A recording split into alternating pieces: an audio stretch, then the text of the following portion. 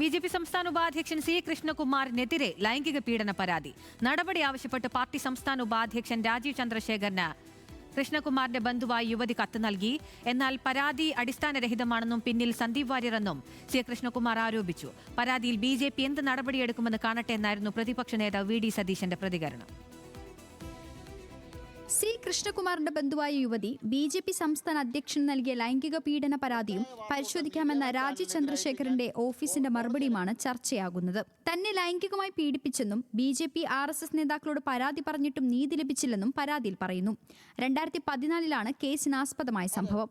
ലൈംഗിക പീഡനം, ശാരീരിക അതിക്രമം എന്നിവയ്ക്ക് പുറമെ സ്വത്ത് തർക്കവുമായി ബന്ധപ്പെട്ട മറ്റൊരു പരാതിയുമാണ് കോടതിയിലെത്തുന്നത്. പ്രാഥമിക അന്വേഷണത്തിൽ തന്നെ ലൈംഗിക പീഡന പരാതി നിലനിൽക്കില്ലെന്ന് പോലീസ് കണ്ടെത്തിയതാണെന്ന് സി കൃഷ്ണകുമാർ പറയുന്നു.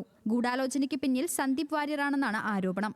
15-ലും 20-ലും ഒക്കെ പൊട്ടിച്ചിട്ട് പൊട്ടാതെ പോയ സാധനം അന്നത്തെ നേരത്തെയുള്ള BJP സംസ്ഥാന അധ്യക്ഷന്മാർക്കും ഒരേ 15-ലും 20-ലും ഒക്കെ കൊടുത്തതാണല്ലോ. അന്നെല്ലാം പാർട്ടിയുടേതായിട്ടുള്ള അന്വേഷണം നടത്തി ഇതിൽ കഴമ്പില്ല എന്നുള്ളതിൻ്റെ പേരിൽ പാർട്ടി നടപടിയെടുക്കാതിരുന്നു. എൻ്റെ മടിയിൽ കനമില്ല. ഏത് തരത്തിലുള്ള അന്വേഷണം വന്നോട്ടെ, എനിക്ക് യാതൊരു വിധത്തിലുള്ള ഭയവുമില്ല. പാർട്ടി പരിശോധിച്ചാലും തന്റെ കയ്യിൽ തെളിവുകളുണ്ടെന്നും യുവതിക്കും വാർത്ത നൽകിയ മാധ്യമത്തിനുമെതിരെ നിയമ നടപടി സ്വീകരിക്കുമെന്നും കൃഷ്ണകുമാർ പറഞ്ഞു. എന്നാൽ കൃഷ്ണകുമാറിനെതിരെ ഉയർന്നത് BJP നേതൃത്വത്തിന് ബോധ്യപ്പെട്ട പരാതിയാണെന്നും വി മുരളീധരൻ അടക്കമുള്ള നേതാക്കൾ കൃഷ്ണകുമാറിനെ സംരക്ഷിക്കുകയായിരുന്നുവെന്നും സന്ദീപ് വാര്യർ പ്രതികരിച്ചു.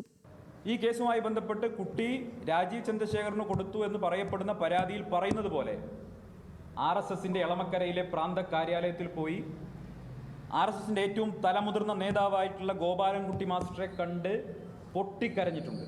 ശോഭ ചേച്ചി ഈ കുട്ടിയുമായി സംസാരിച്ചിട്ടുണ്ട്. ശോഭ ചേച്ചിക്ക് ഇതിന്റെ സത്യം മുഴുവനും അറിയാം. MT രമേശിന്റെ എറണാകുളത്ത് അദ്ദേഹം താമസിച്ചിരുന്ന വീട്ടിൽ പോയി ഈ കുട്ടി കാര്യങ്ങളെല്ലാം പറഞ്ഞിട്ടുണ്ട്. മുട്ടാവുന്ന മുഴുവൻ വാതിലുകളിലും ഈ കുട്ടി പോയി പരാതി പറഞ്ഞിട്ടുണ്ട്.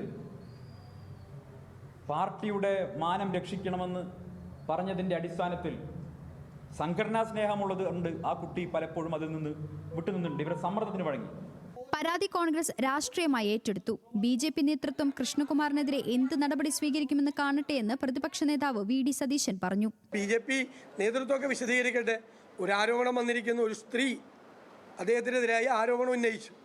പക്ഷെ ആ സ്ത്രീ ആരാണ് എന്ന ഐഡൻറ്റിറ്റി വെളിപ്പെടുത്തുന്ന തരത്തിലാണ് അദ്ദേഹം മറുപടി പറഞ്ഞത്. അത് ശരിയാണോന്ന് അദ്ദേഹം പരിശോധിക്കട്ടെ. BJP നേതൃത്വം പറയട്ടെ.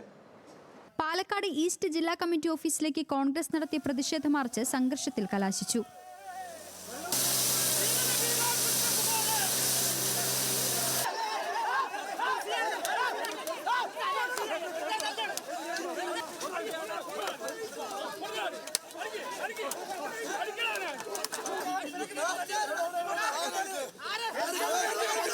പ്രതിപക്ഷ നേതാവ് പറഞ്ഞ ബോംബ് പൊട്ടാസായി മാറിയെന്നായിരുന്നു വി മുരളീധരന്റെ പരിഹാസം.